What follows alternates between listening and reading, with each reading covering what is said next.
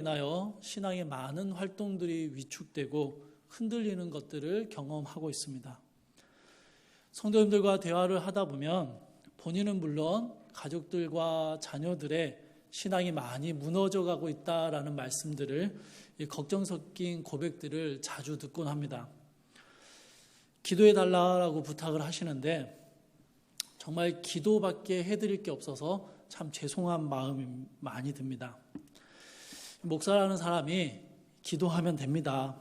기도하니 염려하지 마십시오라고 말씀을 드려야 하는데, 기도하는 것 외에는 다른 도움을 드릴 수 있는 게 없어서 참 미안한 마음이 든다는 게 참 믿음 없는 모습이기도 하다라는 생각도 들기도 합니다. 코로나로도 힘든 상황인데 성도님들 중에는 올 한 해 예기치 않았던 문제와 어려움들을 만나신 분들도 많이 계십니다. 이런 불가항력적인 상황들 속에서 살아가야만 하는 사랑하는 성도님들의 삶의 수많은 고민과 문제와 어려움들을 생각할 때 저는 요단강 앞에 서 있는 이스라엘의 모습이 떠올랐습니다. 그래서 오늘 함께 이 말씀을 함께 살펴보려고 합니다. 출애굽한 이후에 광야에서 40년을 보냈고 그렇게 떠돌았던 이스라엘은 1세대가 다 죽고 난 다음에 가나안으로 들어갈 준비를 하게 됩니다. 가나안에 대한 기대함도 있었지만 또한 그들에게는 염려와 불안함, 두려움 역시 가지고 있었습니다. 하나님께서는 2세대를 이끌어 가게 될 여호수아를 격려하시며 두려워하지 말고 강하고 담대하라라는 말씀을 3번에 걸쳐서 반복해서 말씀하십니다. 내가 너와 함께 하겠다라는 말씀 역시 계속해서 반복하여 말씀해 주십니다. 게다가 여리고 성으로 보냈던 정탐꾼들이 다 정탐을 하고 돌아와서 이렇게 보고를 합니다. 여호수아서 2장 24절 말씀입니다. 또 여호수아에게 이르되 진실로 여호와께서 그 온 땅을 우리 손에 주셨으므로 그 땅의 모든 주민이 우리 앞에서 간담이 녹더이다 하더라. 정탐꾼들의 고백이 뭐냐면요, 보고가 뭐냐면 이미 그 땅은 여호와께서 우리에게 주신 거나 다름없다라고 보고를 하고 있는 것이죠. 이 정탐꾼들의 보고를 듣고 이스라엘이 힘이 났습니다. 힘을 얻은 이스라엘은 오늘 본문 3장 1절에서 시딤을 떠나서 요단강으로 떠나게 됩니다. 그런데 요단강에 도착한 이스라엘은 곧바로 강을 건너지 않았고 요단강가에 진을 치고 머무르게 됩니다. 2절을 보시면요, 이렇게 진을 치고 머무른 시간이 사흘이 지났습니다.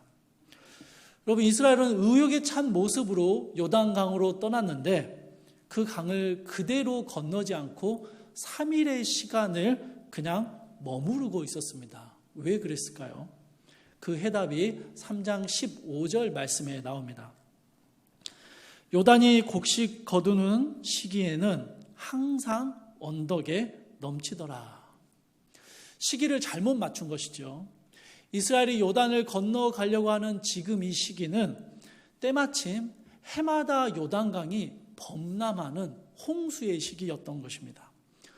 요동치는 요단강을 바라보는 이스라엘의 마음이 여러분 어땠을까요? 심란하죠. 이건 기대했던 모습이 전혀 아닙니다. 그렇지 않아도 강폭이 20m에서 30m 정도에 이르는 요단강을 어떻게 건너야 하나 걱정하면서 걸어왔는데 막상 와보니까 홍수로 요동치고 있는 요단강의 모습을 발견하게 되는 것입니다. 그 강을 가만히 3일 동안 바라보고 있자니 한숨만 나오는 것이죠. 그냥 막연히 홍수가 끝나가기를, 강이 잠잠해지기를 기다리는 것 외에는 이스라엘이 할 수 있는 것이 아무것도 없어 보이는 그런 상황이었습니다. 범람하는 요단강 앞에 서 있는 이스라엘 백성들이 느꼈을 그 막막함과 답답함, 그 낙심되는 마음이 여러분 혹시 공감이 되십니까? 갑작스럽게 닥쳐온 코로나 상황과 어찌할 수 없는 인생의 수많은 문제들 앞에서 고민하며 낙심하는 우리의 모습과 매우 닮아 있다는 것이죠. 그저 이 시간이 무사히 지나가기만을 기다릴 수밖에 없는 그런 막막함이 우리에게도 있다라는 것입니다. 그러면 하나님께서는요, 왜 하필 이런 시기에 이스라엘에게 요단강을 건너가라라고 말씀하셨을까요? 요단을 편하게 건널 수 있는 시기가 분명히 있고요, 적절한 방법들을 주실 수 있었을 겁니다. 그런데 왜 하필 범람하는 시기, 이 홍수의 시기, 참 어려운 상황 속에서 요단강을 건너가라라고 명령을 하시는 것일까요? 여러분, 하나님의 명령에는 늘 이유와 목적이 있었습니다. 이스라엘이 이제 들어가게 될 가나안이라는 곳은요, 광야 40년간 경험해왔던 그런 삶의 환경들과는 완전히 다른 세상입니다. 광야에서는요, 12지파가 하나로 뭉쳐 있었고 위대한 지도자 모세가 이스라엘을 위해서 다 알아서 해주던 그런 시대였습니다. 그러나 이제는 이스라엘은 각 지파별로, 가족별로 흩어져서 자신들이 살아가는 삶의 자리, 그 가나안 땅에서 하나님의 백성으로 살아내야 하는 사명을 완수하는 시대를 살게 됩니다. 가나안은요, 온갖 우상 숭배가 판을 치는 곳이었고, 광야에서는 도무지 상상할 수 없었던 화려한 문물과 풍요로움이 넘쳐나는 땅이었습니다. 그곳에서 정복 전쟁을 수행하면서 하나님 나라를 이루어야 하는 이스라엘 백성들은 가나안의 혼란스러움 속에서도 하나님의 백성으로 살아남는 법, 살아가는 법을 배워야만 했던 것이죠. 하나님께서는 이스라엘에게 바로 그 방법을 가르쳐 주시기 위해서 이 범람하는 시기에 요단강을 건너라라고 말씀하신 것입니다. 잠잠해질 때까지 기다리라 말씀하지 않으시고 요동치는 요단강을 건너가야 한다라고 명령하시는 것이죠. 범람하는 요단강을 건너가는 방법이 가나안에서 하나님의 백성으로 살아갈 수 있는 방법임을 가르쳐 주시기 위해서였습니다. 사랑하는 성도 여러분, 저희도 역시 올 한 해 전례 없는 일들을 겪어왔습니다. 어쩌면 백신이 나오고 시간이 지나가면 다시 회복될 수 있을 거다라는 그런 생각을 가지실 수도 있겠습니다. 범람하는 요단강을 바라보면서 언젠가는 다시 잠잠해지겠지, 다시 잠잠해지면 그때 건너면 되지라고 생각하는 것처럼 말입니다. 그러나 여러분, 그렇지 않습니다. 이미 우리는요, 많은 것이 바뀌어진 환경 속에서 살아가고 있고요, 앞으로도 정말 많은 것들이 바뀌게 될 것이다고 짐작할 수 있습니다. 여러분, 또 우리 인생에서는요, 또다시 예기치 않았던 많은 문제와 어려움들을 만나게 될 것입니다. 그때도 그냥 기다리면 되는 걸까요?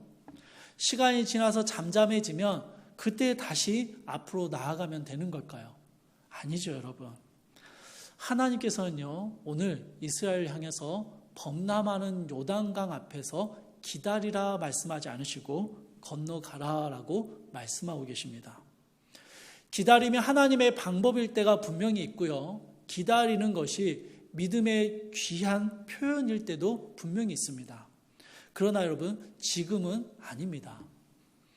영적으로 무너져 가고 있고 신앙의 활동들이 멈춰지고 기도 소리가 잦아들어가고 성도의 교제가 멀어지고 있는데, 시간이 지나면 괜찮아질 거야 라고 생각하면서 그냥 기다리고 앉아 있을 수는 없다라는 것이죠.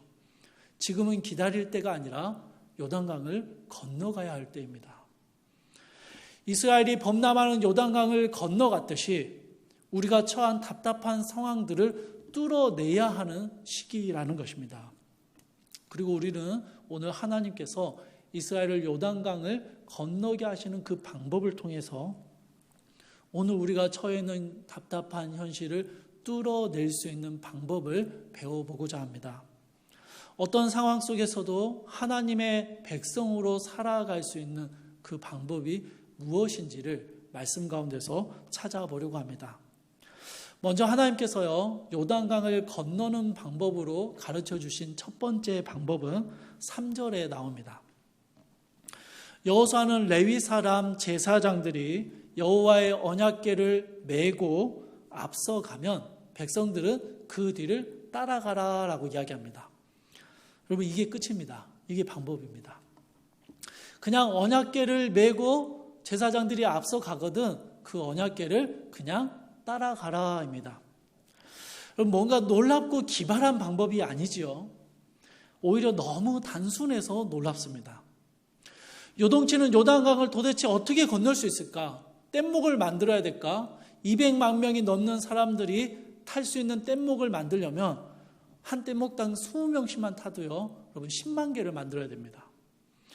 아니, 좀 완만한 물길, 요동치지 않는 물길은 없을까? 아니, 그러면 그냥 홍수가 끝날 때까지 기다리면 되는 것일까? 수많은 고민과 생각들에 잠겨 있는 현실의 문제 앞에 참 많이 고민하고 있는 이스라엘을 향해서 하나님은요, 굉장히 단순한 방법을 가르쳐 주십니다.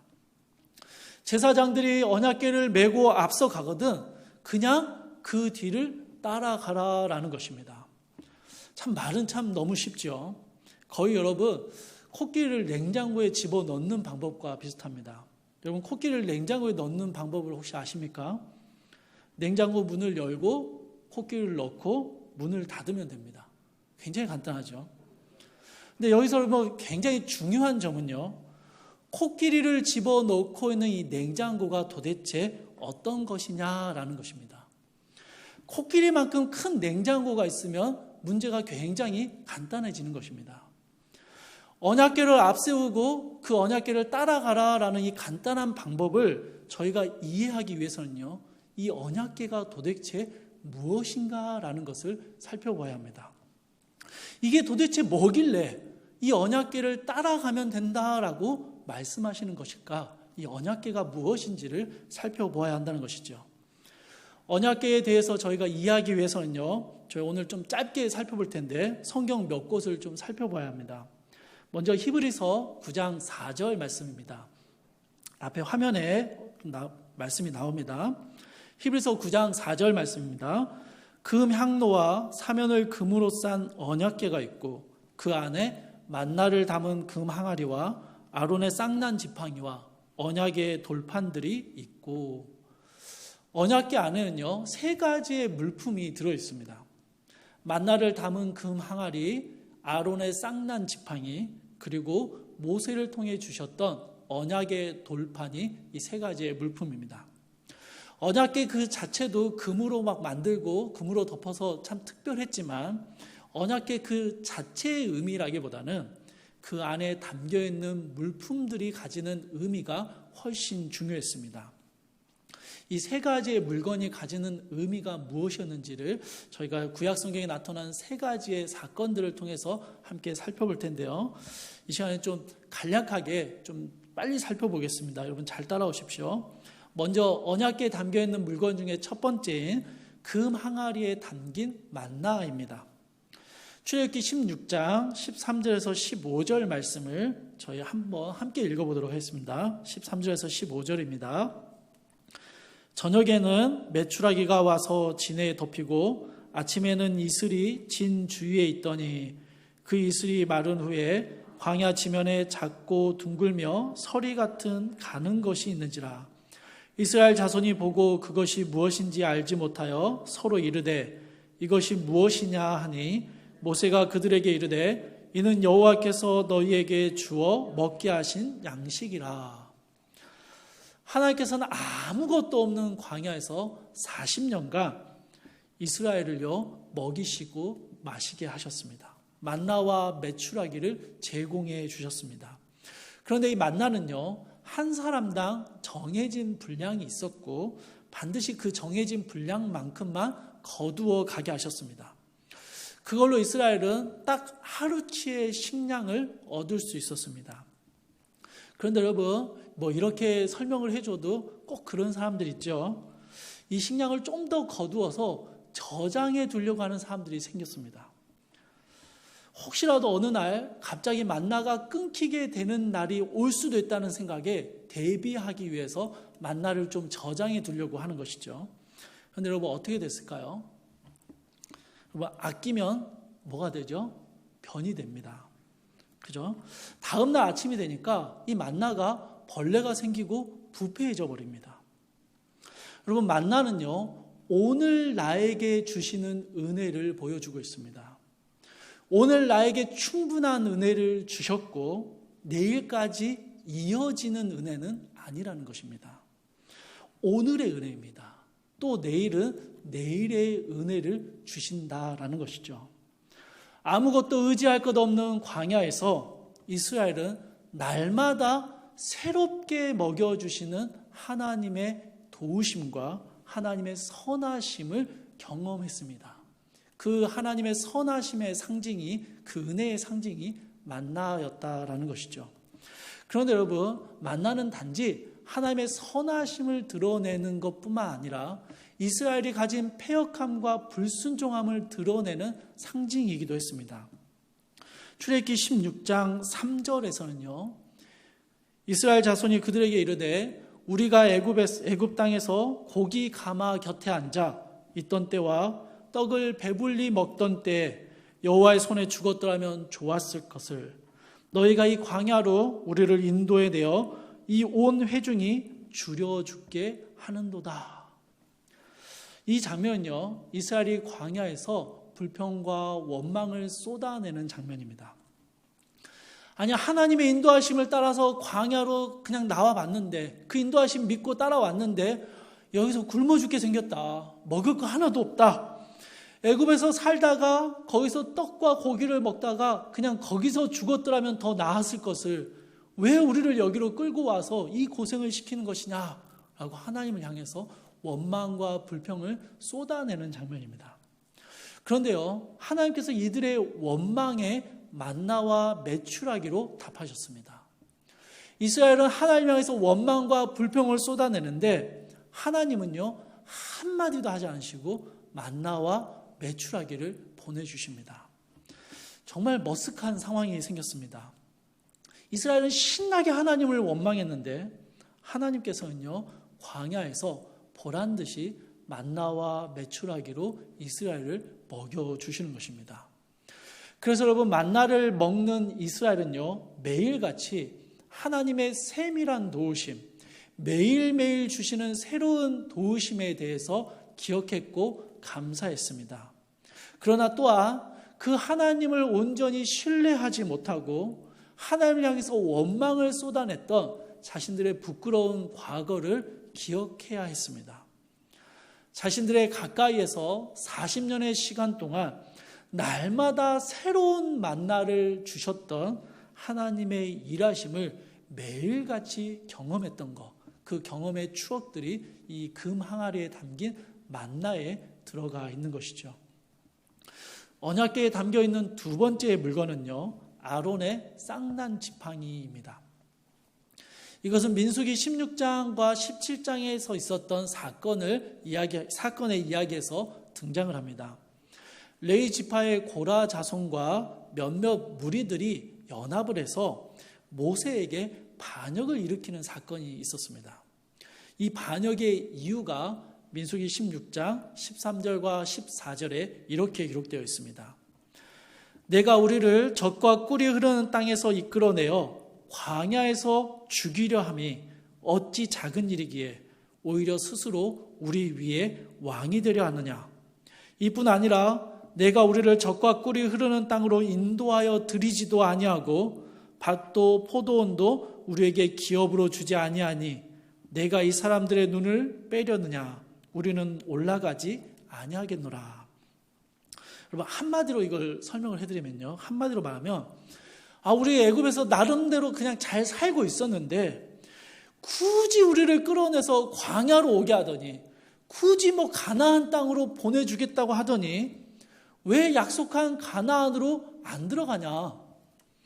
왜 우리에게 약속한 그 일을 이루지 않는 것이냐?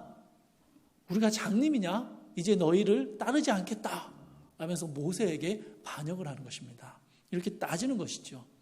모세의 지도력을 향한 반역이었지만 실제로는요, 자신들을 인도하는 하나님을 향해서 원망과 반역의 목소리를 쏟아내는 것이었습니다.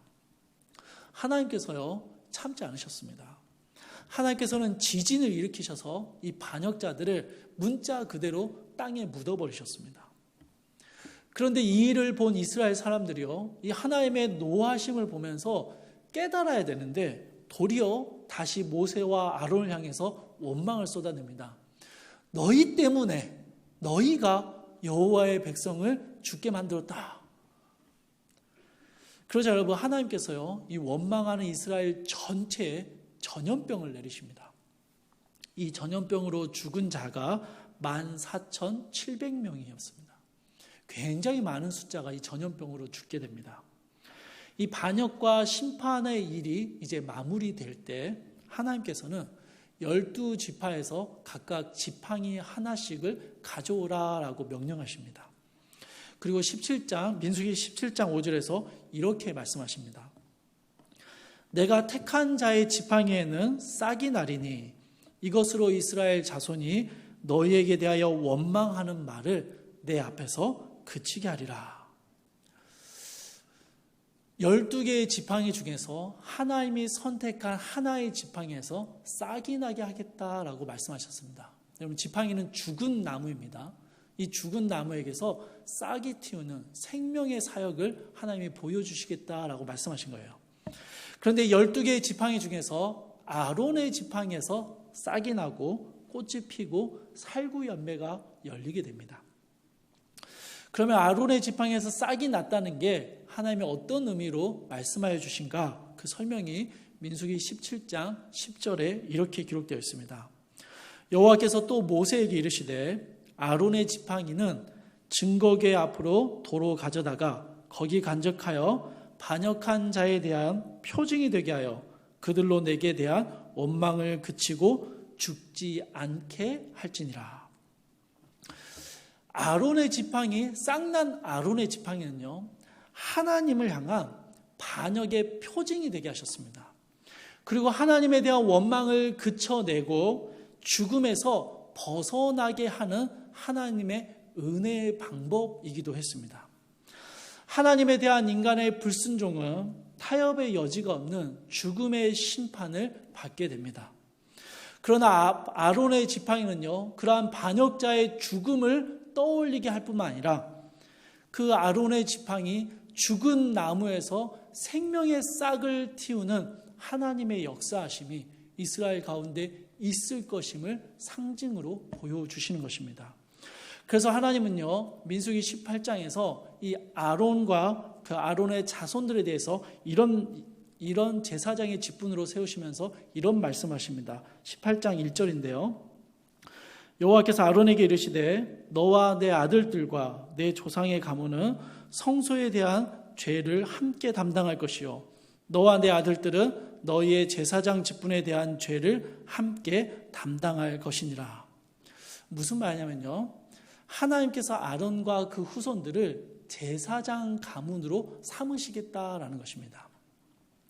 제사장은요, 거룩하신 하나님과 범죄한 인간 사이에 서서 그 사이를 중재하는 역할을 가졌습니다. 죄사함을 받고 하나님께 나아갈 수 있도록 그 길을 열어주는 직분이 제사장의 직분이었습니다. 그래서 민수기 18장 5절에서는 아론과 그 제사장들이 제사장의 직무를 잘 행하면 여호와의 진노가 다시는 이스라엘 자손에게 미치지 아니하리라라는 말씀을 하십니다.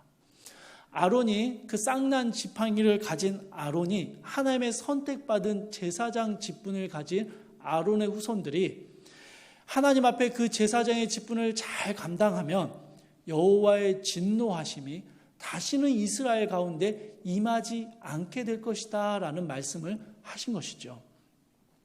범죄한 인간을 향한 하나님의 진노를 해결하는 방법으로서 제사장을 세우셨고 그 제사장을 처음 세우실 때 그를 택하셨던 방법이 바로 아론의 쌍난 지팡이였다는 것이죠.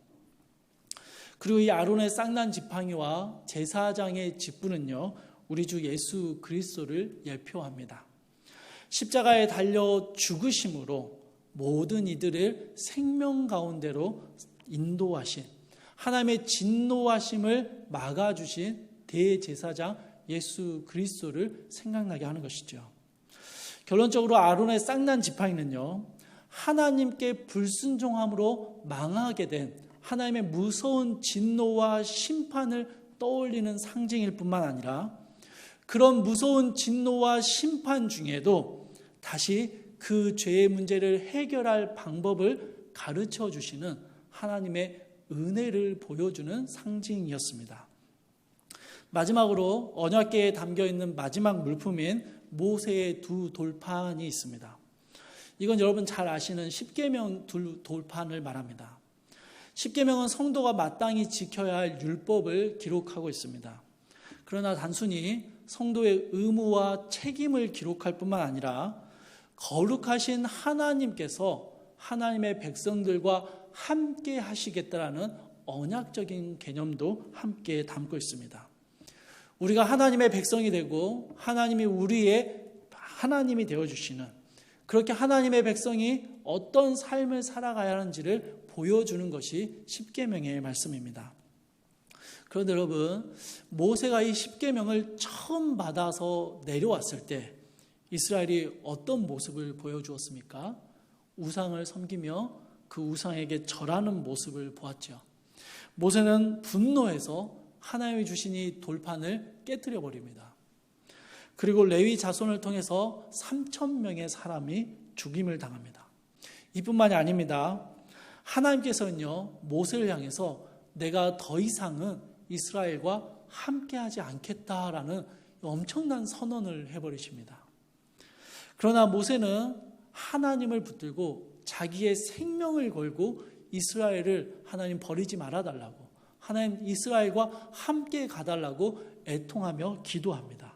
결국 하나님은요, 모세의 기도를 들으셨고 불순종하는 이스라엘, 이 목이 곧은 백성과 함께 하시겠다라는 말씀을 남기십니다. 그러면서 그 증거로서 새로운 돌판을 만들어 주십니다. 이렇게 새롭게 만들어진 십계명의 두 돌판이 언약궤 안에 담겨지게 되었던 것이죠. 그래서 여러분, 언약궤에 보관된 이 돌판을 볼 때요, 이스라엘 백성들은 뭘 생각할까요? 하나님이 우리의 불순종과 죄악 때문에 진노하시고 우리를 떠나시려고 했던 그때의 사건을 기억합니다. 그런데 모세가 자신의 생명을 걸고 하나님 앞에 기도함으로 다시 이스라엘과 함께 하시겠다라는 약속의 증거로서 남겨주신 두 돌판을 기억하는 것이죠. 사실 이 언약궤 안에 담겨있는 세 가지의 물품은요, 이렇게 짧은 시간에 살펴볼 게 아니라 하나하나 깊게 살펴봐야 하는데, 저희는 세 가지의 물품에 대해서 정말 간략하게만 살펴보았습니다. 그런데 여러분, 이 세 가지의 물품들이 가지는 공통점을 혹시 찾으실 수 있겠습니까? 세 가지 다 하나님의 은혜를 상징합니다. 하나님의 은혜의 기억들입니다. 그런데 또한 그러한 하나님의 은혜가 부어지기 전에 먼저 인간의 불순종과 그에 대한 하나님의 진노하심을 떠올리게 합니다. 불순종한 인간에게 심판하시고, 그러면서도 또한 그를 구원해 내고자 하시는 하나님의 은혜들이 이 세 가지의 물품 가운데 담겨 있다라는 것이죠. 그래서 여러분, 언약궤에 담겨 있는 이 세 가지의 물품은요, 이스라엘이 경험한 하나님에 대한 이야기입니다. 이스라엘이 만났고 이스라엘과 함께 해주셨던 하나님에 대한 그 경험들이, 그 이야기들이 언약궤 안에 담겨 있다라는 것이죠. 죄악된 인생과 함께 하시며 날마다 새로운 은혜를, 그 죽음에서 벗어날 수 있는 구원의 은혜를 베풀어 주시는 하나님의 함께 하심, 하나님의 임재하심이 언약궤가 담긴, 언약궤 안에 담겨 있는 의미였다라는 것입니다. 하나님께서 우리의 인생 가운데 여전히 함께 하시며 하나님이 그때 우리를 붙드셨던 것처럼 지금도 우리 가운데 함께하고 계신다라는 것이 언약궤가 주는 상징이었고 의미였습니다. 그래서 여러분, 이스라엘은요, 이 언약궤를 하나님의 임재 그 자체로 여겼고 이 언약궤를 굉장히 소중하게 다루었던 것입니다. 자, 이제 본문으로 돌아와서요, 언약궤를 앞세우고 그 언약궤를 따라서 요단강을 건너가라라고 말씀하시는 요단을 건너는 이 방법은 어떤 의미였습니까? 여호와의 임재하심을 앞세우고 그분이 함께하심을 신뢰하며 하나님의 말씀에 순종하며 따라가라라는 말씀입니다. 이 결론을 내기 위해서 긴 설명을 했습니다. 언약궤는 이스라엘과 함께 하셨던 하나님에 대한 추억들, 하나님에 대한 그 놀라운 사건과 이야기들을 담고 있습니다. 하나님의 임재와 하나님의 은혜에 대한 경험들이 담겨 있다라는 것이죠. 또한 언약궤가 이스라엘과 함께 하고 있다라는 것은요, 그것은 하나님의 임재와 은혜가 여전히 이스라엘 가운데 있음을 보여주는 것이었습니다. 때때로 이스라엘이 언약궤를 빼앗길 때가 있었습니다. 언약궤를 온전히 가져오지 못했을 때가 있습니다. 그때 이스라엘은 하나님의 임재가 떠나버린 것처럼 많이 낙심했었습니다. 언약궤는 하나님의 임재 그 자체를 보여주는 상징이었기 때문입니다. 여러분, 우리에게도 각자의 언약궤가 있습니다. 분명한 하나님의 임재와 하나님의 은혜에 대한 경험들이 각자에게 있다라는 것이죠. 하나님께 불순종하던 우리가 우리의 죄악됨을 알게 되고 그런 우리를 십자가의 은혜로 구원하셨음을 깨닫게 되고 우리를 교회로 부르시는 하나님의 분명한 인도하심을 경험했던 신앙의 기억들이, 추억들이 우리에게도 다 있다라는 것이죠. 여러분, 하나님을 경험하는 것 없이 예배 드리는 게 가능할까요? 아니, 여러분, 우리가 이 자리에 앉아서 하나님을 예배하는 게 여러분, 이거 거의 기적입니다. 하나님의 은혜가 아니고는 우리는 하나님을 예배할 수 없는 존재였기 때문입니다.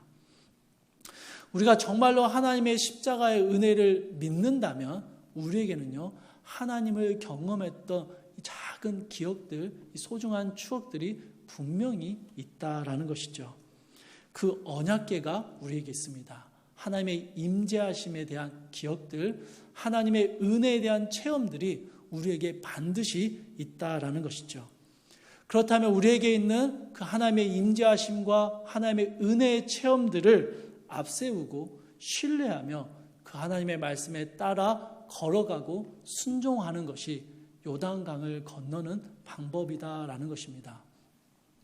예전에 하나님이 우리에게 주셨던 은혜를 돌아보고 예전에 하나님을 경험했던 그 은혜의 체험들을 돌아보고 지금도 하나님이 우리와 함께 계심을 신뢰하며 그 언약궤를 앞세우며 걸어가는 것, 그것이 요단강을 건너는 첫 번째 방법이었습니다. 요단강을 건너는 두 번째 방법은 4절과 5절에 나옵니다. 여호수아서 3장 4절과 5절 말씀을 저희가 같이 한번 읽어보도록 하겠습니다. 함께 읽겠습니다. 그러나 너희와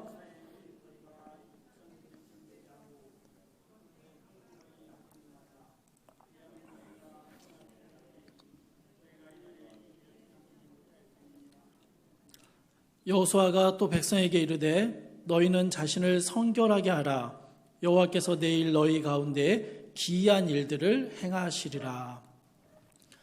여러분, 언약궤는 하나님의 임재, 하나님의 은혜의 경험들을 의미한다라고 말씀을 드렸습니다. 하나님이 우리와 함께 하신다라는 상징이었습니다. 이스라엘 전 백성은 그 언약궤를 따라서 걸어가야 했습니다. 모세의 시대에는 탁월한 지도자 한 명이 이스라엘 전체 공동체를 이끌어갔습니다. 이스라엘이 다 범죄하고 막 무너지고 막 그렇게 하나님 앞에 불순종해도요, 모세라는 한 사람이 하나님 앞에 이스라엘을 다 끌어안고 기도했고 하나님을 붙들었습니다. 그렇게 하나님의 은혜를 모세를 통해서 이스라엘 가운데 임하게 해주셨습니다. 그런데 여러분, 광야에서의 삶은 그랬는데요, 이제 가나안에서의 삶은 완전히 다릅니다.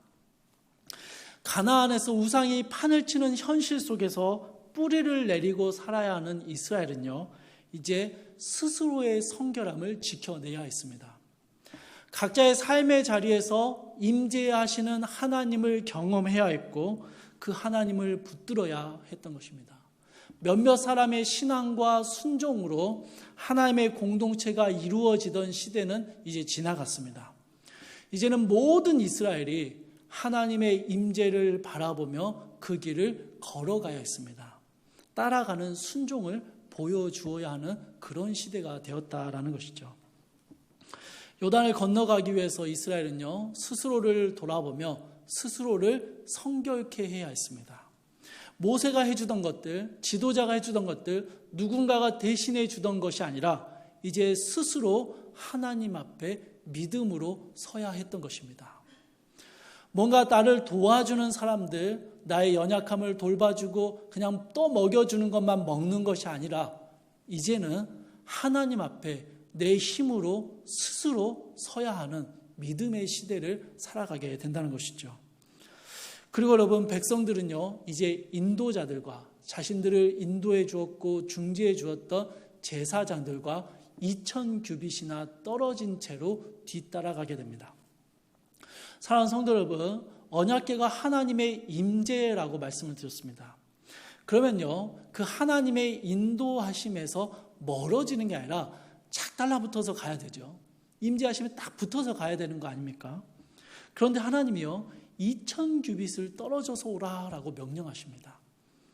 2000규빗은 지금의 단위로 설명을 하면 약 1km 정도가 됩니다. 이 거리는요, 넓고 확 트인 초원이나 광야에서는 뻔히 눈에 보이는 거리입니다. 지금 우리는 1km 앞을 본다고 하면 상상도 할 수 없지만 넓은 초원에서는요, 1km 앞에 일어나는 일들이 분명하게 보여집니다. 결코 짧지 않은 거리이지만 눈에 선하게 보여지는 그 정도의 거리입니다. 굳이 이렇게 거리를 벌려서 따라오라고 말씀하시는 하나님의 목적과 이유가 있습니다. 왜냐하면요, 이스라엘이 걸어야 하는 2000규빗의 거리에 그 의미가 있기 때문입니다.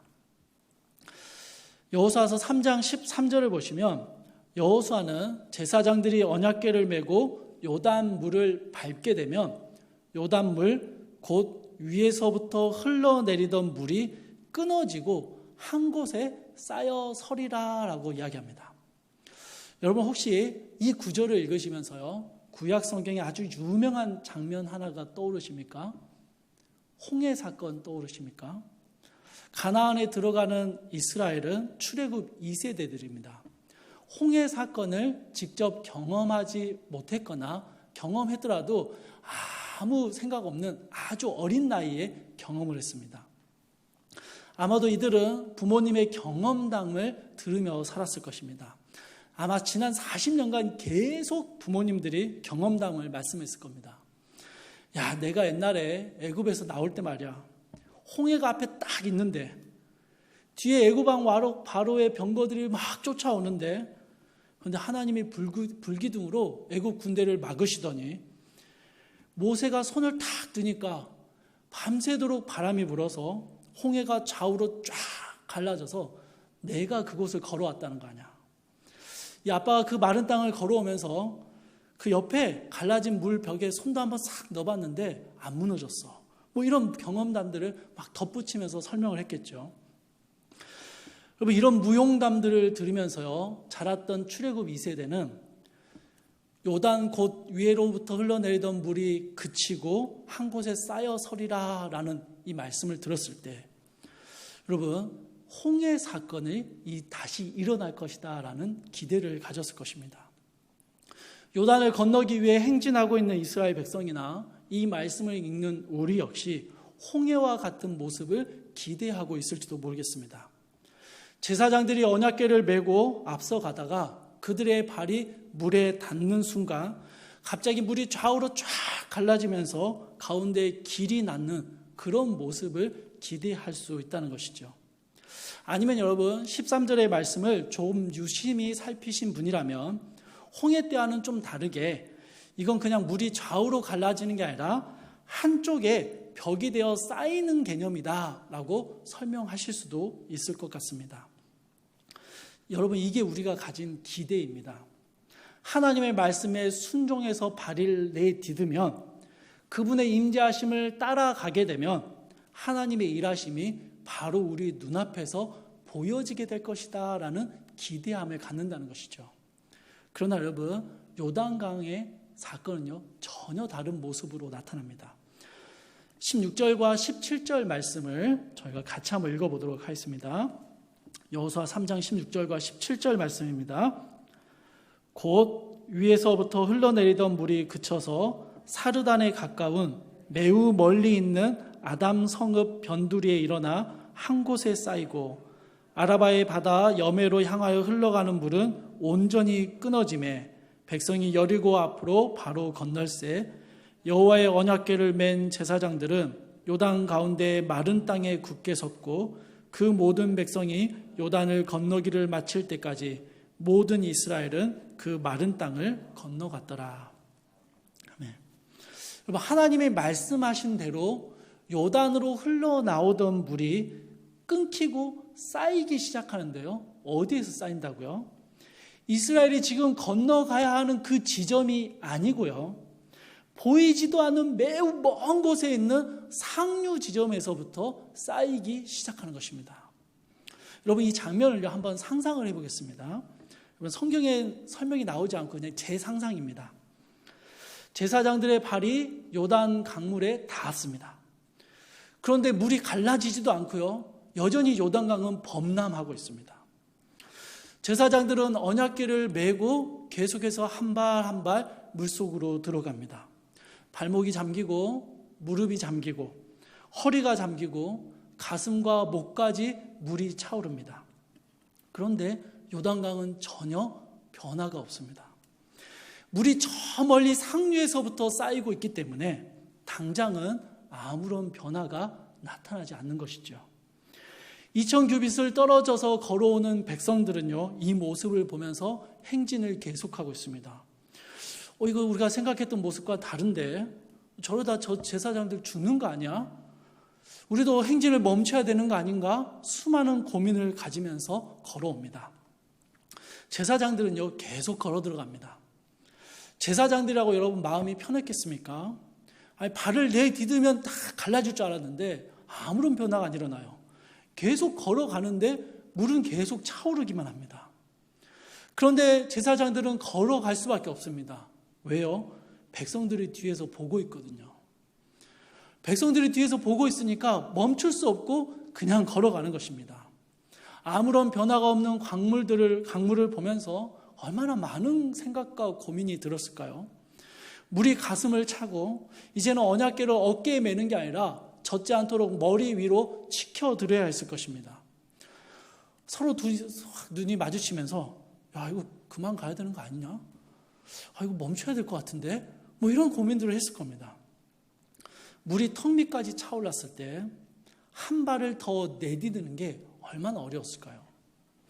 한 발만 더 내디디면 이제 물속에 잠기게 될 텐데, 이제 발이 안 닿는 곳이 금방 나오게 될 텐데 얼마나 두려웠고 걸음을 멈추고 싶어졌을까요?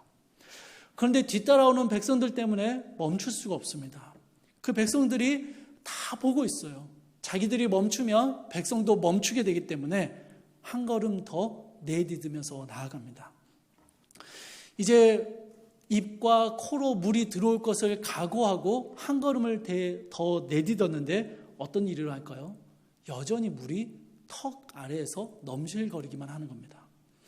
한 걸음 한 걸음 걸어 들어갈수록 요단의 가장 깊은 한가운데로 가면 갈수록 물이 점점 줄어들기 시작합니다.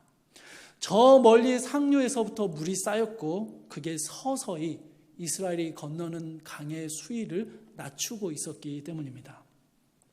여러분, 이스라엘 백성들은 어땠을까요?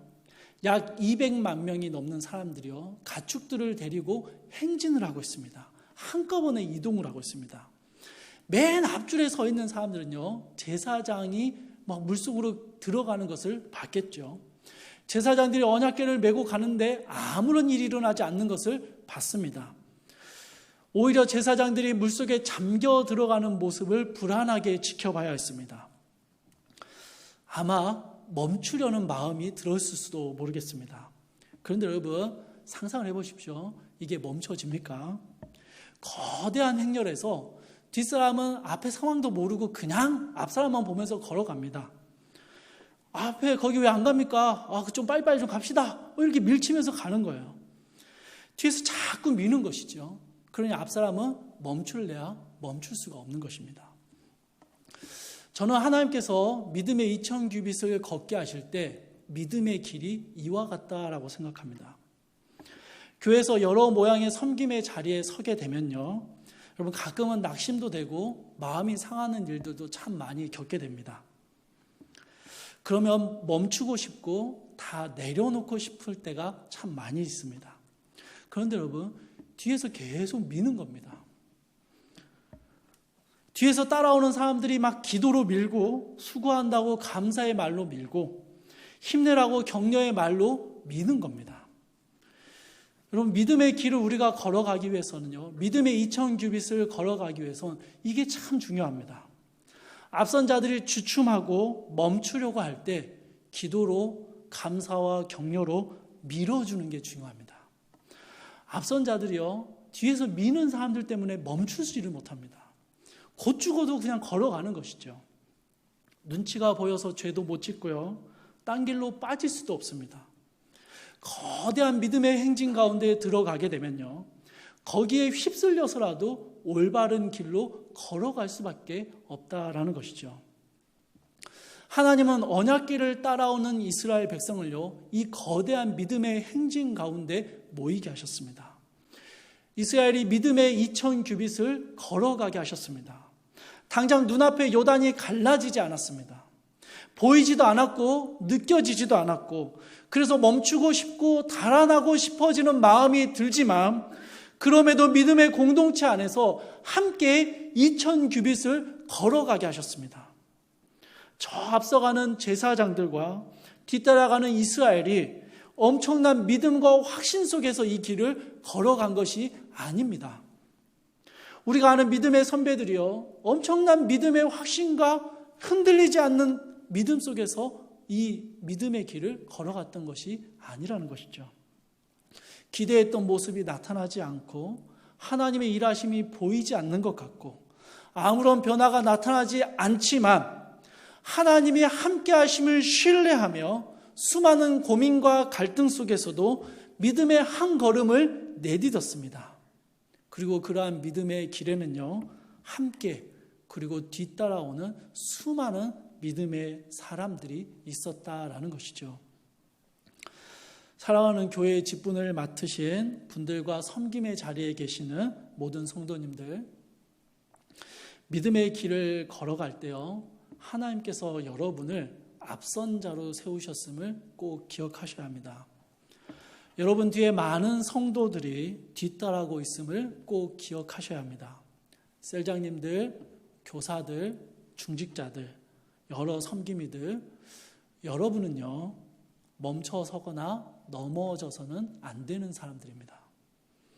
우리 주님께서 여러분을 붙들고 계시고 주님의 임재하심이 여러분의 어깨 위에 놓여 있기 때문입니다. 사랑하는 성도님들, 많은 고민과 갈등이 여러분의 마음을 자꾸 무너지게 하려고 할 것입니다. 답답한 상황이 우리의 믿음을 자꾸 약해지게 만들 것입니다. 변하지 않는 현실에 낙심하고 멈추고 싶을 때도 있을 것입니다. 그런데 여러분, 이 길을 함께 걷는 이들이 있음을 기억하셔야 합니다. 범람하는 요단강으로 발을 내딛는 이들을 보며 그들의 어깨 위에 있는 하나님의 임재하심을 바라보며 믿음의 2000규빗을 함께 걸어가야 하는 것이죠.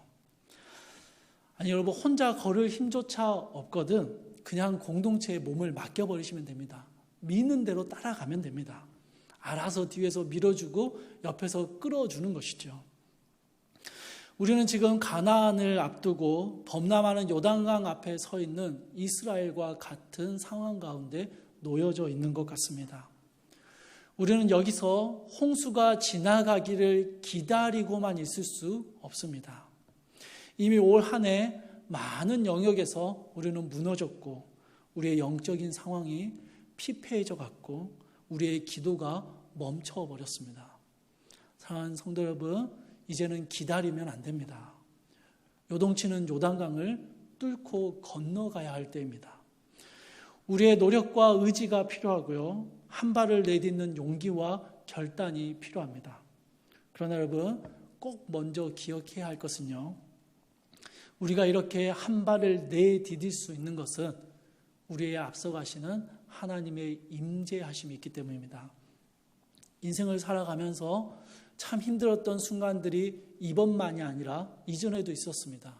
그러나 그때마다 우리의 삶을 붙들어 주시는 하나님의 은혜가 있었음을 우리는 기억합니다. 그 하나님의 은혜의 기억들을 붙들고 그 하나님이 동일하게 지금도 우리와 함께 하심을 신뢰하며 이 믿음의 길을, 믿음의 걸음을 걸어가야 하는 것입니다. 사랑하는 성도 여러분, 믿음의 2000규빗을 함께 걸어가는 믿음의 동료들이 있음을, 공동체가 있음을 기억하시기 바랍니다. 혼자서는 갈 수 없는 길이죠. 앞선 자들의 걸음을 따라가야 하고 좌우와 뒤에서 밀어주고 끌어주는 이들이 있기에 변화가 없어 보이는 이 땅의 삶을 요단강을 향해서 걸어갈 수 있는 것입니다. 여러분, 떠밀려서라도 가셔야 합니다. 밀려서라도 가셔야 해요. 하나님의 임재를 앞세우고 주께서 부르신 한몸된 공동체 안에 들어와서 거기서 함께 믿음의 이 귀한 걸음을 걸어갈 때 우리는 요단강을, 범람하는 요단강을 마른 땅으로 건너게 하시는 하나님의 놀라운 역사하심을 또 한 번 경험하게 될 것입니다. 우리의 언약궤에 하나님의 은혜의 체험이 또 하나 추가되게 되는 것이죠. 이 귀한 믿음의 길을 우리 함께 걸어가시는 하나님의 임재하심을 경험하며 걸어가시는 우리 모든 귀한 성도님들 되시기를 주님의 이름으로 축복합니다.